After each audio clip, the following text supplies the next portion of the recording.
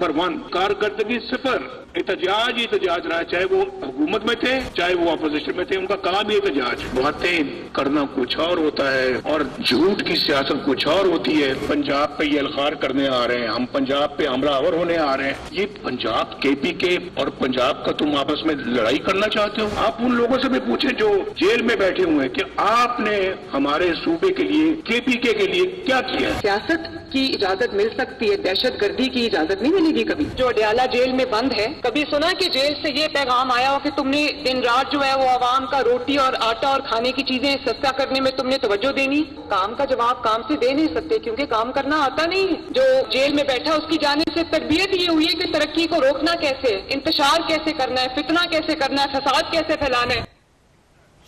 बिस्मिल्लाहिर्रहमानिर्रहीम। लाखों करोड़ों दरूद नबी अकरम सल्लल्लाहु अलैहि वसल्लम पर और उनकी आल पर।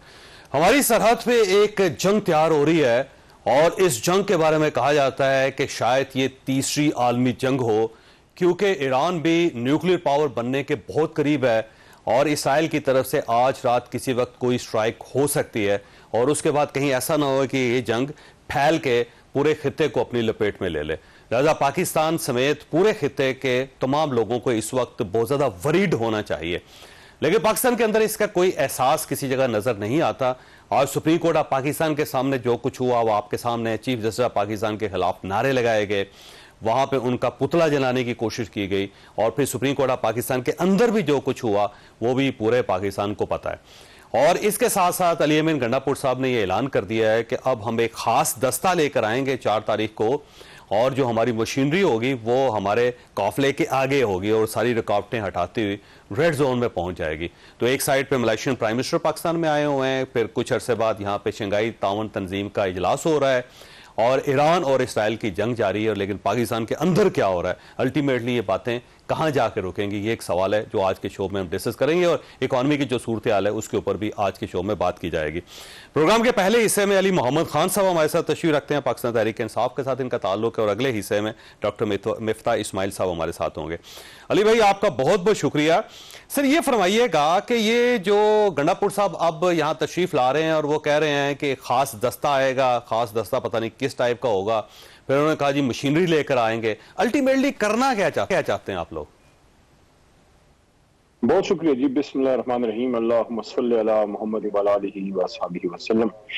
आपने मियां साहब के हवाले से कुछ बातें की नवाज शरीफ के, लेकिन आपके सवाल का जवाब मैं पहले देना चाहता हूं, फिर अगर आप मुनासिब समझेंगे तो उस पर बातचीत कर लेंगे। देखें, अभी आपसे प्रोग्राम करने से कुछ देर पहले गंडापुर साहब का बयान मैंने देखा जो 4 तारीख के लिए है। एक पुरअमन एहतजाज हमारा हक है और हम वो करने के लिए इंशाल्लाह आएंगे। कोई दस्ता, कोई फौज, कोई बलवाई, कोई इंतहा पसंद, कोई दहशतगर्द हमारे साथ नहीं है। हम पाकिस्तानी हैं, सियासी कारकुन हैं।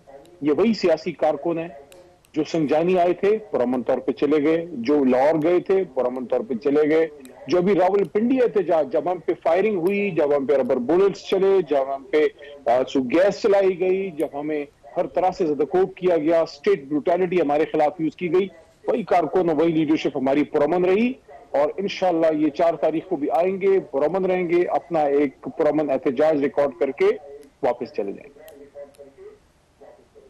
लेकिन आपको याद होगा अली मोहम्मद खान साहब, जब आपकी गवर्नमेंट थी तो आपने रेड जोन को हर किस्म के जलसे जुलूस से आपने उसे अलग कर दिया था और आपने एक नोटिफिकेशन जारी किया था कि इस्लामाबाद के रेड जोन के अंदर ना कोई जलसा हो सकता है, ना कोई जुलूस हो सकता है, ना कोई मुजाहरा हो सकता है, और वो आपका नोटिफिकेशन आज भी इंटैक्ट है। तो आप उसकी वायलेशन क्यों करना चाहते हैं? तो साहब आपको याद होगा इसी इस्लामाबाद में एक ही हाई कोर्ट है और इस्लामाबाद हाई कोर्ट ने एक तारीख साज फैसला दिया था हमारे धरने के बाद, जो हमने 2014 में दिया था उसके बाद।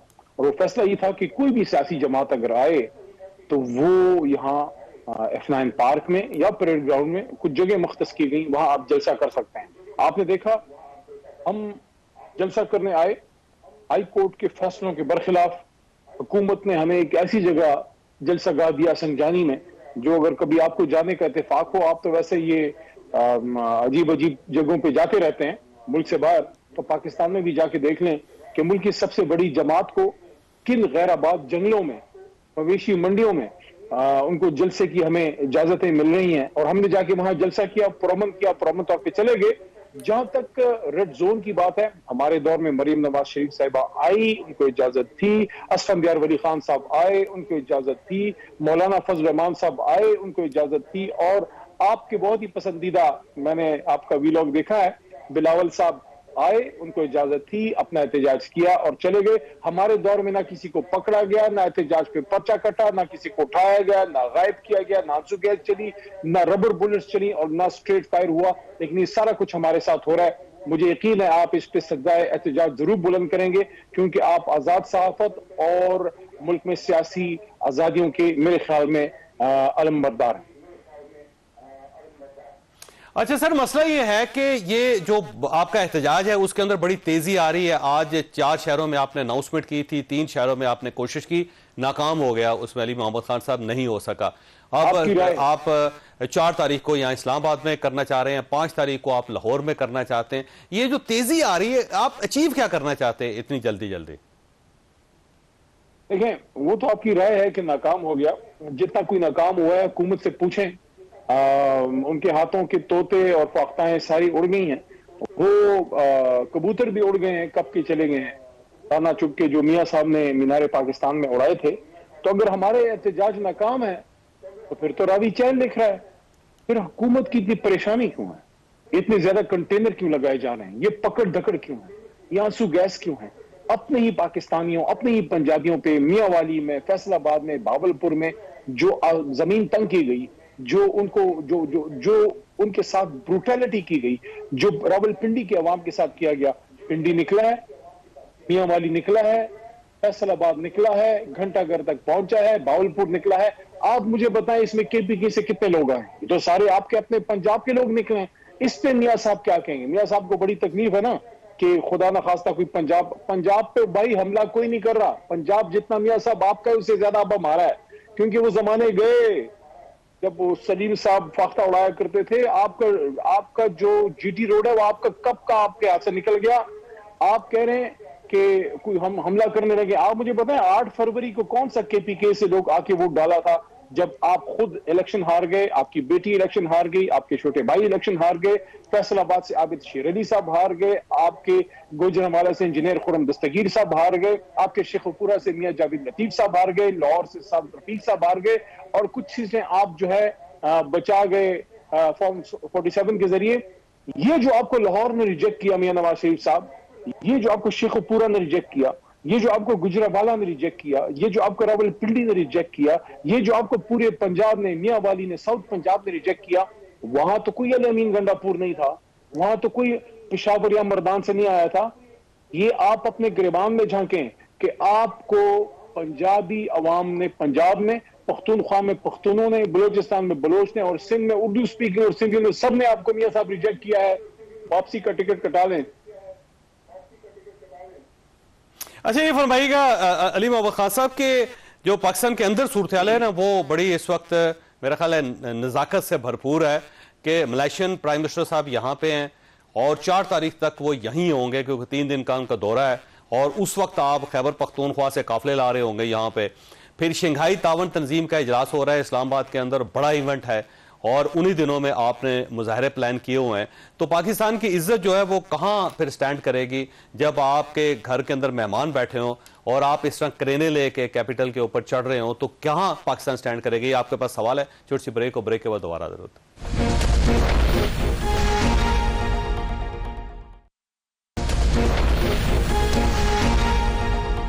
پروگرام میں دوبارہ خوش آمدید۔ علی صاحب یہ فرمائیے گا سر، یہ ملائیشین پرائم منسٹر یہاں پہ ہے، شنگھائی تعاون تنظیم کا اجلاس ہو رہا ہے، اور انہی دنوں میں آپ نے اسلام آباد کے اوپر یلغار کا اعلان کر رکھا ہے، تو پاکستان کہاں سٹینڈ کرے گا؟ کیا چاہتے ہیں بیسیکلی آپ؟ پاکستان کی ترقی چاہتے ہیں، پاکستان کو آئین کے مطابق چلانا چاہتے ہیں، پاکستان میں ووٹوں کی ہر قسم کے ڈاکے، بالخصوص ووٹوں پہ ڈاکے کے سخت خلاف ہیں۔ سپریم کورٹ ایک مضبوط چاہتے ہیں، سپریم کورٹ پہ حملوں کے سخت خلاف ہیں۔ نقاب پہن کے آدھی رات کو قومی اسمبلی سے ممبران اسمبلی کو اغوا کرنے کے سخت خلاف ہیں، اور لوگوں کی بچیوں اور خواتین کو اٹھا کے ان کی وفاداریاں تبدیل کر کے آئینی ترامیم کر کے 63A کے ذریعے سپریم کورٹ کو استعمال کر کے لوگوں کے لیے ہارس ٹریڈنگ کے دروازے کھول کے آئینی ترامیم کے بھی سخت خلاف ہیں. اور ہمیں انشاءاللہ کوئی یہ نہ سکھائے کہ عالمی کانفرنس کیا ہوتی ہے. میاں صاحب کے تو خواب و خیال میں بھی نہیں ہے. بھٹو صاحب کے بعد پہلی بار عمران خان واحد وزیر اعظم ہیں جن میں ہمت تھی، جن میں جرت تھی، جن میں ایمان کی طاقت تھی، جنہوں نے ایک بار نہیں 2 بار پوری امت مسلمہ کو اسی اسلام آباد میں 1 مہینے کے اندر 2021 کے دسمبر اور 2022 کے سٹارٹ میں اکٹھا کر کے دنیا کو میسج دیا کہ اس میں کوئی شک نہیں کہ عمران خان صاحب نے یہ کیا تھا، لیکن اپوزیشن نے مظاہرے بھی نہیں کیے تھے، وہ ہونے دیا تھا انہوں نے. اگر وہ سڑکوں پہ آتے تو پھر کیسے کرتے آپ؟ ٹیسٹ ہونا، احتجاج کرنا، جلسہ کرنا، ریلی کرنا، یہ کسی بھی سیاسی جماعت کا حق ہے. جتنا ان کو ہمارے ان معزز مہمانوں کو حکومت ویلکم کرے گی، ان سے 2 گنا انشاءاللہ اپوزیشن ہم لوگ ان کو ویلکم کریں گے. وہ ہمارے اتنے ہی معزز مہمان ہیں جتنی حکومت کے ہو سکتے ہیں. لیکن اس کے ساتھ ساتھ یہ آپ کو بتا دیں کہ 10 سے آگے انشاءاللہ وہ کانفرنس ہے. ہمارا احتجاج 4 کو ہے، 4 کو احتجاج کر کے ہم چلے جائیں گے. 5-6 دن بعد مہمانوں نے آنا ہے، کانفرنس ہوگی، انشاءاللہ ہم ان کو ویلکم کریں گے ود اوپن ہینڈز اور بغیر کسی منافقت کے شہباز شریف صاحب کی سیاست سے برخلاف. تو آپ کا خیال آپ یہ اناؤنسمنٹ کر رہے ہیں کہ جتنا عرصہ کانفرنس چلتی رہے گی اس وقت آپ کی طرف سے کوئی احتجاج نہیں ہوگا پاکستان میں؟ دیکھیں، پاکستان ایک بہت بڑا ملک ہے اور جو کانفرنس ہے وہ کوئی میاں والی میں نہیں ہو رہی، نہ کوئی کالک شکاکو میں ہو رہی ہے، نہ کوئی وہ تربت میں، وہ اسلام آباد میں ہو رہی ہے. میاں والی میں اگر کوئی جلسہ کر رہا ہے، میاں والی میں کوئی کانفرنس ہے، یا آپ کے ساؤتھ پنجاب میں کوئی وہاں ریلی نکل رہی ہے، کیا ملک کا سارا کاروبار بند ہو جائے گا؟ ملک چلتا رہے گا، پولیٹیکل ایکٹیویٹیز چلتی رہیں گی، جلسے جلوس ہوتے رہیں گے. اسلام آباد ایک پرامن شہر ہے، ہمیں اپنے اداروں میں پورا اعتماد ہے کہ فل سیکیورٹی ان کو دیں گے. انشاءاللہ ہم ہر طرح سے تعاون کریں گے. ہم تحریک انصاف کی طرف سے ہمارے معزز مہمانوں کے ویلکم میں، ان کو خوش آمدید میں کسی قسم کی کوئی ہماری طرف سے امر مانے نہیں ہوگا. باقی ہمارا حق ہے، ہم پشاور میں، لاہور میں، کراچی میں کوئی ایکٹیویٹی کرنا چاہتے ہیں، اس کا شنگھائی کوآپریشن جو اسلام آباد میں اس کی ایکٹیویٹیز ہونی ہے، اس سے اس کا کوئی تعلق نہیں ہونا چاہیے. اچھا یہ فرمائیے علی صاحب کہ آج جو سپریم کورٹ آف پاکستان کے باہر ہوا، آپ کی پارٹی کلیم کر رہی ہے کہ 500 وکلا تھے ہمارے، جبکہ 500 وکلا تو نہیں تھے، بہرحال دوسرے لوگ بھی کچھ تھے، اور وہاں پہ قاضی فائز عیسیٰ صاحب کے خلاف نعرے بازی ہوئی. وہ چیف جسٹس آف پاکستان ہے، ساتھ ان کا پتلا جلانے کی آپ نے وہاں پہ ایفرٹ کی. پھر عدالت کے اندر جو آپ کے ایک کولیگ ہیں انہوں نے جا کے ججز سے بدتمیزی کی. تو آپ یہ سمجھتے ہیں ٹرینڈ ٹھیک ہے؟ الٹیمیٹلی اس کا فائدہ ہوگا پاکستان کو کوئی؟ سپریم کورٹ کو مضبوط کرنا ہم سب کا کام ہے. پاکستان تحریک انصاف واحد جماعت ہے جس نے ہمیشہ اعلیٰ عدلیہ، چاہے اس میں کوئی بھی چیف جسٹس ہو، قاضی فائز عیسیٰ صاحب ہوں، چوئی صاحب کا زمانہ ہو، یا عطا بندیال صاحب ہوں، یا کوئی بھی ہو، ہمیں شخصیات سے کوئی کام نہیں. ہم نے اپنے ادارے کو مضبوط کرنا ہے. ہاں، ہماری یہ توقع ضرور ہے کہ جو بھی چیف جسٹس بنے وہ امپارشل رہے. اس وقت صورتحال یہ ہے کہ ہماری جماعت، ہماری لیڈرشپ کا اس پہ بالکل ایک یقین ہے اور چیزیں ہمارے سامنے کلیئر ہیں. ہم سمجھتے ہیں کہ محترم قاضی فائز عیسیٰ صاحب کو جو بھی کوئی کیس تحریک انصاف سے متعلق ہو یا جس کا ایفیکٹ تحریک انصاف پہ پڑے، ان کو برائے کرم اس میں نہیں بیٹھنا چاہیے. اور یہ ایک لیگل کانسٹیٹیوشنل رائٹ ہے کسی بھی موکل کا، کسی بھی لیٹیگنٹ کا، کہ اگر وہ کسی جج پہ اعتماد نہ رکھے تو وہ ریکویسٹ کر دے بصد احترام کہ آپ ریکیوز کیجئے، اور وہ ریکیوز کرتے ہیں. یہ ایک نارمل پروسیجر ہے اور انشاءاللہ سپریم کورٹ مضبوط ہوگی. اور کسی آئینی ترمیم کی آڑ میں سپریم کورٹ کے ہونے والے کسی بھی شد خون کو انشاءاللہ تحریک انصاف اور تحریک انصاف کے لاکھوں کارکن اور ہمارے وکلا اس کو پرامن سیاسی اور جمہوری طریقے سے، آئینی طریقے سے روکیں گے. لیکن علی صاحب دیکھیں، پہلے آپ صرف قاضی فائز عیسیٰ صاحب پہ اعتراض کرتے تھے، آج تو علی ظفر صاحب نے پورے بینچ پہ اعتراض کر دیا. انہوں نے اور بھی ججز کو شامل کر لیا کہ ان کو بھی اس بینچ کا حصہ نہیں ہونا چاہیے تھا. تو آپ تو بڑھاتے چلے جا رہے ہیں. اس کا مطلب یہ ہوا کہ جو جج آپ کی مرضی کا ہوگا یا جس سے آپ مطمئن ہوں گے اسے بینچ میں شریک ہونا چاہیے، جس سے ریلیٹڈ آپ کا کوئی کیس ہے یا جس سے آپ کو کوئی فائدہ یا نقصان ہو سکتا ہے. باقی جو ججز ہیں ان کو تو گھر بھجوا دینا چاہیے. پھر نہیں، وہ گھر جائیں، جب شام کو ڈیوٹی ختم ہوتی ہے سب اپنے اپنے گھر جاتے ہیں. سارے شریف لوگ بشمول آپ اور میرے، ہم سب میں بھی اپنے گھر سے پروگرام کر رہا ہوں، لیکن ہم کسی کو گھر بھجوانے کے پیچھے نہیں پڑے. ہم اپنی سپریم کورٹ کے ساتھ کھڑے ہیں. ہماری سپریم کورٹ کو مضبوط ہونا چاہیے. ہمیں کسی میں انٹرسٹ نہیں ہے جو بھی چیف جسٹس بنتا ہے، لیکن ایک پرنسپل کے مطابق، وہ سینیورٹی پرنسپل جو عمران خان نے نہیں بنایا کہ سینئر موسٹ شخص چیف جسٹس بنے گا. اور ہم نے نہیں پریکٹس اینڈ پروسیجر بل بنایا تھا، اسی حکومت نے بنایا جب ان کو سوٹ کرتا تھا، اور اس میں انہوں نے خود ڈالا تھا کہ چیف جسٹس کے پاس سارا اختیار نہیں ہونا چاہیے. ان کے بعد first and second senior most کو اس میں آپ ڈالیں تو فرسٹ سینئر موسٹ وہ منصور صاحب بنتے ہیں، سیکنڈ سینئر موسٹ جو ہیں وہ منیب اختر صاحب بنتے ہیں. پتہ نہیں ان سے کیا لگاؤ نہیں ہے، کیا ان سے کوئی انبن ہو گئی ہے. ہم تو اصول پہ چلتے ہیں. باقی 63A کی بات ہے. فیصلہ دیکھیے، آپ تو ان چیزوں کو سمجھتے ہیں کہ جو فیصلہ کوئی جج لکھتا ہے یا کوئی بینچ لکھتا ہے، ریویو اس کے سامنے آتا ہے. یہ ابھی جو ریویو ہے اس میں کون سا جج اس فیصلے میں بیٹھا تھا؟ منیب اختر صاحب اس میں بیٹھے ہوئے تھے. آپ کو ان کو اس میں رکھنا چاہیے. ریویو میں آپ ان کو کیسے ہٹا سکتے ہیں؟ اور ایک اصولی موقف ہم سب کا ہے، بہت سے وکلاء کا ہے بے شمار، اور کچھ آنریبل ججز کا بھی ہے سپریم کورٹ کے، کہ ایڈ ہاک ججز کو اس کیس میں نہیں بیٹھنا چاہیے. ایڈ ہاک ججز جو ہیں ان کو اس کمیٹی میں بھی نہیں آنا چاہیے. ایڈ ہاک ججز بیسیکلی سپریم کورٹ میں ہونے نہیں چاہیے. آپ کے پاس کیریئر ججز ہونے چاہیے. بے شمار سینئر ترین بہترین لائرز اور ہائی کورٹس میں ججز موجود ہیں. آپ ان کو اوپر لے کے آئیے. جب بھی آپ ایڈ ہاکزم کی طرف جاتے ہیں چوئی صاحب، ادارے تباہ ہوتے ہیں. لیکن اس میں دیکھیں علی صاحب، ایڈ ہاک جج آپ کے دور میں بھی تھے، اور جب آئین کے اندر، قانون کے اندر گنجائش ہے تو ہر بار ایڈ ہاک ججز رکھتے ہیں. یا تو آپ قانون کو بدل دیں نا، آپ آئیں پارلیمنٹ کے اندر تبدیل کر دیں اس کو. چوئی صاحب، ایڈ ہاکزم بیست مجموعی اصولی طور پہ غلط ہے. جیسے ایکسٹینشنز دینا غلط ہے. جیسے آج ہم کہہ رہے ہیں، دیکھیں ہم کوئی فرشتے نہیں، ہم کوئی خدا نخواستہ ایسی کوئی مخلوق نہیں ہے جیسے غلطی نہیں. آپ سے غلطیاں ہوئی ہوں گی، لیکن اس سے ہم نے سیکھا ہے. اس سے ہم نے آگے جانے کا ایک راستہ متعین کیا ہے کہ نہیں، جب تک خدا نخواستہ ایمرجنسی نہیں ہے یا کوئی بہت ہی کوئی انڈسپینسیبل نہیں ہے، آپ ایکسٹینشنز کی طرف نہ جائیں، آپ ایڈہاکزم کی طرف نہ جائیں، آپ ریٹائرڈ لوگوں کو اداروں میں نہ لگائیں. پاکستان بہترین سے بہترین لوگوں سے بھرا پڑا ہے. آپ کے پاس قابل سے قابل ڈپلومیٹس ہیں، آپ کے پاس قابل سے قابل سول سرونٹس ہیں. آپ ان سے کام لیجئے. علی صاحب، یہ آپ کو اپنے دور میں سوچنا چاہیے تھا. جب آپ کے پاس پاور تھی اس وقت آپ غلطیاں کرتے چلے جائے. آپ نے جنرل پاشا صاحب، آپ نے جنرل باجوہ صاحب کو ایکسٹینشن دی. آپ جنرل فیض حمید صاحب کو یہاں رکھنا چاہتے تھے، آؤٹ آف دا وے رکھنا چاہتے تھے. اور قاضی فائز عیسیٰ صاحب جو سب سے سینئر جج تھے اور انہوں نے اس کے بعد چیف جسٹس بننا تھا، آپ نے ان کے خلاف ریفرنس دائر کر دیا تھا کہ وہ چیف جسٹس نہ بن سکے. یہ سارے کام آپ نے اپنے دور میں کیے. اب کیونکہ اپوزیشن میں آپ کو سوٹ نہیں کرتا تو آپ یہ کہتے ہیں کہ جی اب اصول اور قاعدوں کے مطابق چلنا چاہیے. کوئی صاحب دل پہ ہاتھ رکھیں، کیا یہ ہمارا دور نہیں؟ یہ قوم کیوں ہمارے ساتھ ہے؟ کیا ہم نے سب کو قیمے والے نام کھلائے؟ ہمارے تو کارکن خود اپنے پیسے لگا کے ہمارے جلسوں میں آتے ہیں. عام پاکستانی، ابھی آپ نے 80 سالہ روشن دیدی کو دیکھا ہے، وہ بوڑھی ہماری ماں کی عمر سے بڑی خاتون آ کے کیوں آئی ہیں؟ اس لیے آئے ہیں کہ وہ حق بات کو پاکستانی پہچان گئے ہیں. زبان خلق کو نقار خدا سمجھو. جہاں تک اس بات کا تعلق ہے، آپ مجھے بتائیں، یہ الیکشن کیا فیئر اینڈ اسکوئر ہوا ہے؟ کیا اس میں ڈاکے نہیں پڑے؟ وہ کمشنر راول پنڈی کدھر ہے؟ آپ بھی تو پنڈی اسلام آباد ہوتے ہیں، ذرا پتہ تو کریں وہ بندہ زندہ ہے کدھر ہے؟ زمین کھا گئی، نگل گئی، آسمان کھا گیا. وہ بندہ کہ سچ بول دیا اس نے، بیچارے نے ایک گناہ کر دیا اس نے. یار کبھی کبھی پاکستان میں کوئی سچ بول لے اس کو اتنی بڑی سزا آپ نے دینی ہے. دیکھیں اس وقت اگر سچی بات سر، وہ اور پراپر جیل کے اندر رہ کے نا علی محمد خان صاحب، وہ جنرل فیض حمید صاحب کے بارے میں بہت کچھ بتا رہے ہیں، میں آپ کو بتا رہا ہوں سر. جی دیکھیں جہاں تک جنرل صاحبان کا تعلق ہے، کہانی بڑی لمبی ہے.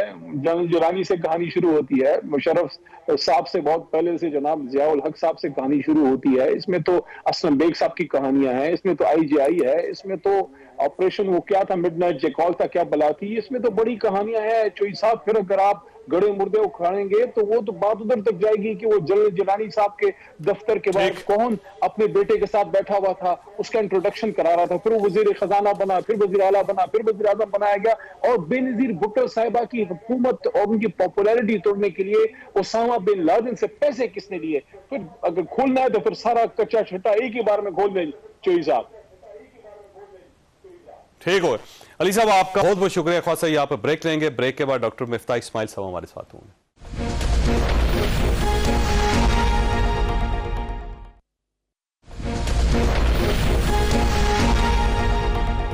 پروگرام میں دوبارہ خوش آمدید. ہمارے ساتھ تشریف رکھتے ہیں ڈاکٹر مفتاح اسماعیل صاحب, سیکرٹری جنرل ہیں عوام پاکستان پارٹی کے. ڈاکٹر صاحب بہت شکریہ آپ کا. یہ فرمائیے کہ سر ایک سائڈ پہ ملائیشین پرائم منسٹر یہاں بیٹھے ہوئے ہیں, شنگھائی تعاون تنظیم کا اجلاس ہو رہا ہے یہاں پہ, اور ساتھ ہی پاکستان تحریک انصاف نے احتجاج کی کال دی ہوئی ہے. میرا خیال ہے 4 تاریخ کو گنڈا پور صاحب اس بار مشینری بھی لے کے آ رہے ہیں, کوئی خاص دستے بھی لے کے آ رہے ہیں جو راستے سے پولیس کو ہٹاتے ہوئے یہاں پہنچ جائیں گے. تو پاکستان سٹینڈ کہاں پہ کرے گا؟ سر دنیا ہماری مذاق اڑائے گی, دنیا سوچے گی کہ یار یہ ملک جو ہے یہ سیدھا نہیں ہوتا. اگر آپ کو یاد ہے کہ 2014 میں بھی ایک دھرنا تھا یہاں پہ جس کی وجہ سے اس وقت کے چین کے صدر نہیں آ سکے تھے. لیکن سچی بات ہے کہ 2014 میں اگر خان صاحب کا شکوہ جو تھا وہ بے وجہ تھا اور بیجا تھا, تو اس بار اگر جو ان کا شکوہ ہے کہ ان کے ساتھ الیکشن میں زیادتی ہوئی ہے, میرے خیال سے اس میں وزن ہے. اور میں یہ سمجھتا ہوں کہ ملک کو آگے بڑھانے کے لیے کچھ نہ کچھ اس کا حل نکالنا پڑے گا. اور حل یہ نہیں ہے کہ آپ اپنی مرضی کے قوانین بنا لیں اور اپنی مرضی کی سختیاں کر لیں, نہ حل یہ ہے کہ آپ دھرنے کر کے روڈ بند کریں, بلکہ حل یہ ہے کہ آپس میں بیٹھ کے کوئی بات کریں اور ملک کی بات کریں, ملک کی خاطر کچھ نہ کچھ فیصلے کریں, کچھ کمپرومائز کریں, کچھ اپنے انا کا مسئلہ نہ بنائیں اور آگے بڑھنے کی کوشش کریں. لیکن یہ کمپرومائز کروائے گا کون مفتاح صاحب, اور کون سی ایسی فورس ہے جو درمیان میں سب کو بٹھا کے معاملات کو سیٹل کرے؟ کیونکہ چیف جسٹس آف پاکستان بلکہ سپریم کورٹ آف پاکستان پوری کنٹروورشل ہوتی چلی جا رہی ہے, اور جو سپریم کورٹ آف پاکستان کے باہر ہوا وہ آپ کو پتا ہے, جو اندر ہوا وہ بھی آپ کے سامنے ہے. اب دیکھیں نا چوہے صاحب, یہ کتنی افسوس کی بات ہے کہ ہمارے ججز جو ہیں وہ ایک دوسرے کو اوپنلی خط لکھ رہے ہیں. جو چیز ٹی روم کے اندر بیٹھ کے آپس میں 5 منٹ کے اندر طے ہو جانی چاہیے, اس کو ججز کو آپس میں بردر ججز بولتے ہیں. اور ایک زمانے میں جب لکھتے تھے تو یہ بھی لکھتے تھے اپنے اوپینین میں کہ آئی ڈس ایگری ود مائی بردر جج اینڈ وغیرہ وغیرہ. اور اب جو ہے وہ ایک دوسرے کو کے اوپر طنز ڈال رہے ہوتے ہیں پبلکلی لیٹرز کے اندر. تو ہماری جوڈیشری جو ہے وہ بھی انسپائرنگ نہیں رہی. وہ بھی ایسا نہیں ہے کہ آج کوئی نیا بچہ وکالت کر کے آتا ہے تو وہ سوچ رہا ہوگا کہ دیکھو یار کتنے بڑے عظیم لوگ ہیں ہمارے چیف جسٹس اور دیگر جسٹسز, وہ بھی نہیں رہا. اور جب آپس میں آپ کے اندر لڑائی ہے تو آپ کسی اور کی لڑائی کیا ختم کروائیں گے؟ تو یہ بات درست ہے کہ کون رہا ہے ہمارے یہاں جو آج یہ معاملات کو حل کر سکے. لیکن میں یہ گزارش کروں کہ ہم ہی کو کرنا ہوگا, مجھ کو کرنا ہوگا, آپ کو کرنا ہوگا, میڈیا کو رول پلے کرنا ہوگا, علماء کرام کو رول کرنا ہوگا, اور ہم سب کو مل کر کچھ نہ کچھ لے کر آگے آنا ہوگا کہ اس کے ملک کو کوئی حل کریں. اور اس پہ میں اگر ایک گزارش کر دوں کہ اس ہفتے کو بھی ہم نے کراچی میں, ہم ایک مرتبہ اسلام آباد میں کر چکے ہیں کہ جب ہم نے مختلف شعبہ جات زندگی سے تعلق رکھنے والے لوگوں کو بلایا تھا, عمائدین شہر اسلام آباد کے. اب ہم کراچی کے اندر یہ کرنے لگے ہیں جس میں علماء کرام بھی ہوں گے, جنرلز بھی ہوں گے, ریٹائرڈ بزنس مین بھی ہوں گے, کہ ان سے پوچھیں گے کہ آپ لوگوں کے خیال سے کیا حل ہے. اور جب یہ سب چیزیں جمع کر لیں گے کراچی, لاہور, اسلام آباد میں, تو پھر ہم یہ قوم کے سامنے رکھ دیں گے بات. پھر اس کے بعد جو بھی فیصلہ کرتی ہے طاقتیں وہ ان کی مرضی ہے. اچھا فرمائیے سر, میاں نواز شریف صاحب نے بڑے عرصے بعد خاموشی توڑی ہے, اور آج ایک تو انہوں نے پاکستان تحریک انصاف کے اوپر بھی بات کی, اور ساتھ یہ بھی کہا کہ آئی ایم ایف کو ہم نے گڈ بائی کہہ دیا تھا لیکن یہ لوگ پھر لے آئے. تو ظاہر عمران خان صاحب کے دور میں آئی ایم ایف واپس آیا, لیکن بہت زیادہ نیگوشیشن تو آپ نے کی تھی, تو یہ کون لے کے آیا, اور کیا یہ آئی ایم ایف سے جان چھڑوائی جا سکے گی اب پاکستان کو؟ سر دیکھیے گزارش یہ ہے کہ آئی ایم ایف کو پہلے 3 سال میں پورا پروگرام مکمل ہوا اور آئی ایم ایف سے ختم ہو گیا. لیکن سچی بات ہے کہ اس کے 4تھے سال کی جو پالیسیز تھیں, ڈالر کو ایک فکس کر کے رکھا ہوا تھا 1 سے 15 پہ, اور جس طرح ہم قرض لے کر ڈالر کو مارکیٹ میں ڈال رہے تھے, تو یہ بات نظر آ گئی تھی کہ آئی ایم ایف کے پاس واپس جانا ضروری تھا. تو اس پہ کوئی ڈاؤٹ نہیں ہے کہ مسلم لیگ نون کی حکومت کے آخری سال کے اندر, آخری 2 سالوں میں یہ غلطیاں ہوئی تھیں جس کی وجہ سے آئی ایم ایف کے پاس واپس جانا پڑا. ایکسپورٹ آپ کا کم ہو رہا تھا, امپورٹ آپ کا تیزی سے بڑھ رہا تھا, اور بہت تیزی سے بڑھ رہا تھا, اور آپ کے پاس وہ پیسے نہیں تھے کہ جس سے آپ سپورٹ کر سکیں. اور جب میں وزیر بنا آخری 5 مہینوں کے اندر, تو انفیکٹ آئی ایم ایف تو چھوڑ دیں آپ, ورلڈ بینک اور ایشین ڈیولپمنٹ بینک نے ہم کو پیسے دینے روک دیے تھے کیونکہ ہمارے پاس 3 مہینے کا امپورٹ کور بھی نہیں تھا.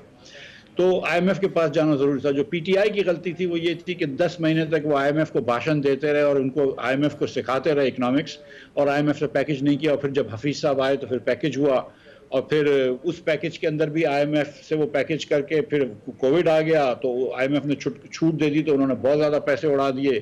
پھر جب حفیظ صاحب نے واپس دوستی کری اور IMF کو واپس لین پہ لے کے آئے تو حفیظ کا شیخ کو نکال دیا, شوکت ترین کو لے آئے. تو کافی مطلب آپ کو بتاؤں میں کہ پاکستان کی جو تاریخ ہے نا وہ صرف معاشی غلطیوں کی تاریخ ہے. چاہے وہ پیپلز پارٹی کی حکومت ہو, اس سے پہلے مشرف صاحب کی حکومت ہو, جب وہ گئی تھی تو انہوں نے بھی آخری سال میں یہی کیا تھا, یا پیپلز پارٹی کی حکومت ہو, یا نون کی حکومت ہو, یا PTI کی حکومت ہو. کسی نے صحیح طریقے سے کام نہیں کیا, کسی نے اس طرح کام نہیں کیا کہ یہ ملک کو آگے لے کر چلنا ہے. سب نے غلطیاں کی ہیں اور بیسک غلطیاں کری ہیں, اور کبھی بھی حکومت کے نہ اخراجات کے اوپر نظر رکھی ہے. خرچے آپ نے کریں وہ شاہی خرچیاں بھی کم نہیں کریں, اور وہ خرچے کریں جو آپ کو سیاسی فائدہ پہنچاتے ہوں, اور پھر آپ دوسروں کے اوپر الزام دھرتے ہیں. تو آپ اسحاق ڈار صاحب کو ذمہ دار سمجھتے ہیں کہ جن کی وجہ سے IMF کو دوبارہ آنا پڑا پاکستان کے اندر؟ نہیں دیکھیں, ڈار صاحب تو نہیں تھے نا وزیر اعظم, یا مطلب یہ کہ مطلب آپ ڈار صاحب کو کہہ دیں جو بھی ہے, لیکن بہرحال اکنامک پالیسیز ہماری اگر وہ نہیں ہوتی, اگر ہم 18 ارب ڈالر کا اس سال 5.9 یا بلکہ 6% کا کرنٹ اکاؤنٹ ڈیفیسٹ نہیں کرتے 17-18 میں, تو 19 کے اندر تو آپ کو پھر تو شاید نہ جانا پڑتا IMF کو, لیکن آپ نے وہ کر لیا تھا. اب آپ کے پاس پیسے ہی نہیں تھے. اور یہ نہیں, 2008 کے اندر 7-8 میں جب مشرف صاحب جا رہے تھے تو اس سال بھی آخری سال جو کیو کی حکومت تھی انہوں نے 7.8% کا کرنٹ اکاؤنٹ ڈیفیسٹ کیا ہے. پیپلز پارٹی تو ایک سال بھی IMF کو لے کر نہیں چل سکی. پھر بھی یہ PDM کی حکومت آئی, اور جب میں پھر کوشش کر رہا تھا کہ صحیح چیزیں کریں اور IMF سے بڑی مشکل سے پیسے لے کے آیا تو پھر مجھے ہٹا دیا, پھر وہ IMF کو اسٹال کرتے رہے. تو یہ غلطیاں جو ہیں وہ کسی ایک پارٹی کی میراث نہیں ہے. الحمدللہ من حاصل قوم ہم نے غلطیاں کی ہیں. اچھا, اس میں مفتاح صاحب ابھی کیونکہ گورنمنٹ بہت زیادہ خوش ہے, خوشیاں منا رہی ہے, ایک دوسرے کو مبارکباد پیش کر رہی ہے کہ ہم نے مہنگائی کو 6.9 پہ لے کے آگے ہم, اور ہم نے بہت بڑی اچیومنٹ ہے یہ. کیا یہ گورنمنٹ کی واقعی اچیومنٹ ہے یا پھر یہ فگرز کی ہیرا پھیری ہے؟ آپ کے پاس سوال ہے, چھوٹی سی بریک, اور بریک کے بعد دوبارہ ضرور.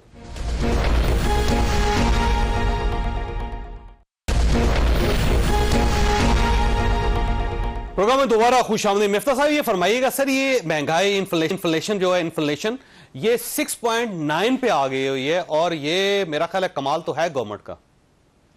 سر دیکھیں, افراط زر 6.9% پہ آئی ہے. مہنگائی جو اکثر لوگ کہتے ہیں کہ مہنگائی کم ہو گئی, تو پھر لوگ سمجھتے نہیں ہیں مہنگائی کی رفتار کم ہو گئی ہے. جس رفتار سے مہنگائی بڑھ رہی تھی وہ رفتار میں کمی آ گئی ہے. پچھلے سال اگر 24% انفلیشن تھا یعنی افراط زر تھا, تو جو چیز 100 روپے کی تھی وہ 124 کی ہو گئی تھی.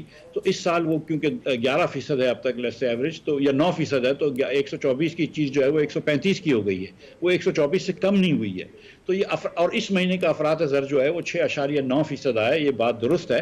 اور اس میں جو بڑی بات ہے, جو سب سے بڑا فیکٹر ہے, اور میں خیال سے کوئی بھی اکانومسٹ آپ کو اس بات کی گواہی دے دے گا, وہ یہ ہے کہ انٹرنیشنل مارکیٹس میں آئل پرائس کی کمی ہو گئی ہے. جو $120 کی $124 کی پرائس آئل ہوتی تھی مثال کے طور پر جب میں وزیر تھا, وہ آج $70 کی ہو گئی ہے. آج 2 دن سے بڑھ رہی ہے کیونکہ یہ جنگ جو اسرائیل اور ایران کی جو ہو رہی ہے, ورنہ 170 کے بھی نیچے آ گیا تھا. تو اگر یہ $70 تک رہتا ہے تو پاکستان کے لیے بڑا اچھا ہے. اگر 60 ہو جائے یا 50 ہو جائے تو اور بھی اچھا ہے. لیکن اس وقت جو مہنگائی کی کمی ہوئی ہے وہ اس لیے نہیں ہوئی کہ حکومت نے کوئی اخراجات کم کیے ہیں, بالکل نہیں کیے. اس نے 24% اپنے جاری اخراجات بڑھائے ہیں, اینڈ PSDP 65% بڑھایا ہے. اس نے کوئی مطلب ٹیکس نیٹ بڑھایا ہے, بجلی کے بل مہنگے کریں, اس سے مہنگائی کم نہیں ہوتی ہے. تو حکومت نے کوئی ایسا مثبت اسٹیپ نہیں لیا جس سے مہنگائی کم ہو, ماں سوائے اس کے کہ اسٹیٹ بینک نے اپنے شرح سود بہت بڑھا دیا ہے. یہ جو افراط زر میں کمی آئی ہے وہ بالکل اسی لیے کمی آئی ہے کہ بین الاقوامی منڈی میں تیل کی قیمت کم ہو گئی ہے, جس سے ہماری درآمدات کم ہو گئی ہیں. لہذا ہمارا کوئی اس کے اندر کنٹریبیوشن نہیں ہے, ہمارا کوئی کمال نہیں ہے, یہ انٹرنیشنل مارکیٹ کا افیکٹ ہے. آپ سمجھ رہے ہیں بڑا افیکٹ تو انٹرنیشنل مارکیٹ کا ہے. دیکھیں ایک چیز کی حکومت کو آپ کو کریڈٹ دینی ہوگی کہ بہرحال انہوں نے IMF سے ایگریمنٹ سائن کر لیا. اگر IMF کا ایگریمنٹ سائن نہیں کرتے معاذ اللہ تو بہت برا ہوتا, تو پتہ نہیں کدھر ہم کس جگہ کھڑے ہوتے. لیکن اب چونکہ IMF کا ایگریمنٹ آپ نے سائن کر لیا تو IMF نے کہہ دیا کہ چلو 3 سال تک پاکستان جو ہے وہ ڈیفالٹ نہیں ہوگا. تو اب ہم کو ایک سپیس مل گئی ہے. ساتھ ساتھ آپ کا پیٹرول کی قیمت کم ہو گئی ہے دنیا بھر میں, تو ایک اور سپیس مل گئی ہے. لیکن حکومت کو جو یہ بجٹ کے بعد ان کو نیشنل فائنانس کمیشن کا ایوارڈ بنانا چاہیے تھا وہ انہوں نے نہیں کیا. ان کو کوئی اخراجات میں کم کرنا تھا وہ انہوں نے نہیں کیا. انہوں نے بسپ کو اگر صوبوں کو ٹرانسفر کرنا تھا وہ انہوں نے نہیں کیا. انہوں نے جو فرٹیلائزر کی سبسڈی حکومت دے رہی ہے کم کرنا وہ انہوں نے نہیں کیا. کیا, انہوں نے جو بجلی کی نجکاری کرنی تھی وہ انہوں نے اب تک نہیں کری, بجلی کی کمی میں جو کاسٹ میں کمی لانی تھی وہ انہوں نے نہیں کری. انہوں نے دیکھیں چوہدری صاحب, اس وقت جو ٹیکس ہے نوکری پیشہ لوگوں پہ وہ 38.5% ہے. اس وقت بزنس انڈیویجولز ہیں, یعنی کہ ڈاکٹرز, لائرز, چارٹرڈ اکاؤنٹنٹس, ان پہ 49% ٹیکس ہے. کمپنیز کے اوپر 54% ٹیکس ہے ڈیویڈنڈ کے ساتھ ملا کر. یہ پاکستان کا بزنس انوائرمنٹ تو بالکل ٹھیک نہیں ہے. ادھر آپ سمجھتے ہیں کہ 40% یا 50% آپ کی اگر انکم جو ہے وہ حکومت لے جائے تو آپ کو اس کے مقابلے میں سروسز دیتی ہے, اور پھر اس کے بعد جو آپ چیزیں خریدتے ہیں اس کے اوپر 18% ٹیکس ہے. اب بجلی کا بل کے اوپر 24% ٹیکس ہے. تو حکومت نے تو کوئی ایسی نظر نہیں آئی حکومت کی, ہاں باتیں بڑی اچھی کری ہیں, لیکن حکومت کی کوئی ایسی کاوش نظر نہیں آئی کہ جس سے مہنگائی کی کمی ہو. یہ تو مہنگائی کی کمی اس لیے ہوئی ہے کہ تیل سستا ہو گیا دنیا بھر میں. لیکن یہ فرمائی سر, یہ جو فائلرز ہیں ان کی تعداد میں بہت اضافہ ہوا, کہتے ہیں 35 لاکھ سے انکریز ہو گئے ہیں, اور یہ بڑا وہ گورنمنٹ سمجھتی ہے کہ اس کا کریڈٹ ہے کہ اس نے فائلرز میں اضافہ کر لیا, اور رجسٹریشن جو ہو رہی ہے بڑی تیزی سے بڑھ رہی ہے. وہ جی 35 لاکھ ٹوٹل میرے خیال سے ہوئے ہیں, اور آپ دیکھ لیجئے کہ پچھلے 2 سال میں جو میں نے سنا ہے, یہ آپ کے ایکسپریس ٹی وی کے ہی ہیں چینل اخبار کے, شہباز رانا صاحب, انہوں نے مجھے بتایا کہ پچھلے 2 لاکھ میں صرف 5 لاکھ روپے آئے تاجر دوست اسکیم سے. 5 لاکھ روپے پورے پاکستان سے تاجر دوست اسکیم سے آئے, اور منیمم ٹیکس دکانوں کا 100 روپے کر دیا ہے, اور وہ تو 1200 روپے یعنی کہ سال کے دو, اور اگر ایک ساتھ دے دو تو 25% وہ بھی کم کر لو, صرف 900 روپے دے دو. تو اب دکانداروں سے آپ نے پھر ٹیکس نہیں لے سکے, زراعت والوں سے آپ پھر ٹیکس نہیں لے سکے, پراپرٹی سے آپ پھر ٹیکس نہیں لے سکے, اس کے بارے میں کوئی بات نہیں کری ہے. تو پینشن کا ریفارم کر رہے تھے, فوج بھی مان گئی تھی لیکن پینشن کا ریفارم بھی رک گیا. تو کوئی کام ہوتے ہوئے نظر نہیں آ رہا ہے. تو آپ کا خیال ہے ڈائریکشن ٹھیک نہیں, اکنامک ڈائریکشن گورنمنٹ کی ٹھیک نہیں ہے جس سے یہ بہت بڑا کمال کر سکیں اگلے ایک دو سالوں میں؟ میں یہ سمجھتا ہوں کہ فائنانس منسٹر سمجھداری کی بات کرتے ہیں اور ان کی باتیں ٹھیک ہوتی ہیں. میں یہ سمجھتا ہوں کہ ان کو سیاسی طور پر اجازت نہیں ملتی وہ کام کرنے کی جو کام ضروری ہیں. ان کو اجازت نہیں ملتی ریٹیلر سے ٹیکس لینے کی. ان کو اجازت نہیں ملتی کہ وہ فارمرز کے اوپر ایگریکلچر کے اوپر صوبوں سے بات بھی کر سکیں. ان کو اجازت نہیں ملی مثال کے طور پر کہ وہ NFC ایوارڈ کی بھی بات کر سکیں یا اس کی کمیشن بھی بنا سکیں. یہ حکومت کے اندر, کیونکہ یہ حکومت الیکٹ ہو کے نہیں آئی ہے ٹھیک طریقے سے, تو اس حکومت کے اندر جو ہے وہ خوف ہے, اور اس حکومت میں کوئی ایبلٹی نہیں ہے ریفارم کرنے کی. جب تک آپ فنڈامنٹل اصلاحات نہیں کریں گے چوہدری صاحب, میں آپ کو یقین دلا رہا ہوں کہ پھر یہ IMF کا پروگرام ختم ہوگا, پھر ہم کو اگلی حکومت کو یا جو بھی حکومت رہی اس کو پھر IMF میں جانا پڑے گا. آپ کو یہ اللہ تعالیٰ نے ایک موقع دیا ہے کہ IMF بھی کروا دیا آپ کو, اور آپ کو دنیا میں پیٹرول سستا ہوا. یہ اللہ نے آپ کو موقع دیا ہے کہ اب آپ اصلاحات کریں کہ جا کے یہ ملک جو ہے وہ آگے بڑھ سکے. جس ملک کے اندر 2.60 کروڑ بچے اسکول میں نہیں ہوں, 40% بچہ ہمارا اسکول میں نہیں ہو, وہ ملک آگے نہیں بڑھ سکتا. سب سے پہلے کام وزیر اعظم کو اور وزرائے اعلیٰ کو یہ کرنا پڑے گا کہ ان کو پڑھائیں. آپ یہ جو شو کے پروجیکٹس کرتے ہیں یہ کرنا بند کریں. آپ ان کو پڑھائیں, بچوں کو ان کو اسکول میں ڈالیں, ان کی اسکولیں بہتر کریں, اسکول واؤچرز دیں, ان کو پرائیویٹ اسکول میں ڈالیں. یہ کام نہیں کریں گے آپ. ہماری جو بہنیں ہیں 40% ہمارے بچے جو ہیں وہ اسٹنٹڈ ہوتے ہیں, ان کو لو برتھ ویٹ پیدا ہوتے ہیں کیونکہ ہماری بہنوں میں آئرن ڈیفیشنسی ہے. آپ جب یہ چیزیں جب تک بیسک ہیومن انڈیکسز صحیح نہیں کریں گے ملک آگے نہیں بڑھے گا. اور یہ فرمائیے سر, اگر ایران اسرائیل جنگ ہو جاتی ہے تو پھر پاکستان کی اکانومی کس حد تک متاثر ہوگی؟ دیکھیے اللہ کرے کہ یہ کوئی اور مزید یہ پھیلے نہ, لیکن خدا نہ خواستہ اگر ادھر کوئی جنگ ہو جاتی ہے مشرق وسطیٰ میں تو پیٹرول دنیا بھر میں مہنگا ہو جائے گا, اور آپ دیکھیں گے کہ یہ جو پیٹرول پاکستان میں جو سستا ہو رہا ہے وہ بھی مہنگا ہو جائے گا, اور پھر جو مہنگائی کم ہوئی ہے وہ بھی بڑھ جائے گی. اور پھر حکومت جو ہے ابھی تو اپنے آپ کو شاباش دے رہی ہے, لیکن پھر حکومت کہے گی دیکھو اس لیے مہنگائی بڑھی کہ دنیا میں پیٹرول بڑھ گیا. پھر یہ نہیں سوچیں گے کہ یار ہم کو تھوڑا سا ادھر اپنے اخراجات کم کر لینے چاہیے تھے, ہم کو تھوڑا سا جو ہے وہ ریفارمز کر لینے چاہیے تھے, ہم کو تھوڑی سی بجلی جو ہے وہ سستی بنانی چاہیے تھی, ہم کو بجلی کی پالیسیز تھوڑی سی ٹھیک کرنی چاہیے تھی. یہ پھر یہ بات نہیں کریں گے. یہ فرمائیے سر, یہ ایک سیاسی سوال آپ سے, یہ جو ترمیمی پیکیج آ رہا ہے اور ایسے لگتا ہے کہ 63A کا فیصلہ آنے کے ساتھ ہی گورنمنٹ ترمیمی پیکیج پارلیمنٹ میں پیش کر دے گی, اور شاید پاکستان تحریک انصاف کے لوگوں کو توڑ کے وہ اسے منظور بھی کروا لیں. اب جب یہ پیکیج منظور ہو جائے گا تو پھر پاکستان کی سیاست کہاں اسٹینڈ کرے گی؟ سر وہ شاید عباسی صاحب کہتے ہیں نا کہ یہ 2 چوائسز ہیں, 2-3 سال کی نوکری اور کر لو یا عزت بچا لو. ہمارے لوگ جو ہیں وہ ہر مرتبہ جو ہے وہ نوکری کو چوز کرتے ہیں عزت سے. اور آپ یہ دیکھ لیجئے کہ ان کے کیا نیت ہے. کیا نیت امینڈمنٹ لانے کی اس لیے تھی کہ عام لوگوں کو انصاف مل جائے؟ کیا نیت اس لیے تھی کہ عام لوگوں کو جلدی انصاف مل جائے؟ نیت صرف تھی کہ آپ کی حکومت بچانی ہے، آپ کو یہ ٹریبونلز کے کیسز روکنے ہیں، آپ کو یہ پرٹیکولر چیف جسٹس یا پرٹیکولر ججز چاہیے۔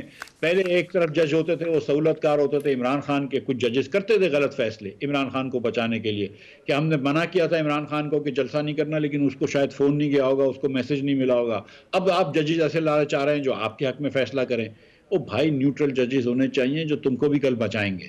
یہی ججز تھے نا منصور علی شاہ اور اطہر من اللہ وغیرہ، جو مسلم لیگ کے لوگوں کو بیل دیا کرتے تھے جب ہم لوگ جیل جاتے تھے۔ تو اس ٹائپ کے ججوں کو رہن دو، یہ اپنے ایک قسم کے اپنے جو طرفداری کے ججز لا کے آتے ہو، جو پورا آئین کی اسکیم الٹی سیدھی کر رہے ہو آج اپنی حکومت بچانے کے لیے، یہ نہ کرو۔ یہ آخر میں نقصان ان کا ہی ہوگا، ان کا بھی پوری قوم کا تو نقصان ہوگا، لیکن مسلم لیگ والے بھی اسی ڈنڈے سے پٹیں گے جو ڈنڈا تیار کر رہے ہیں کسی اور کے لیے۔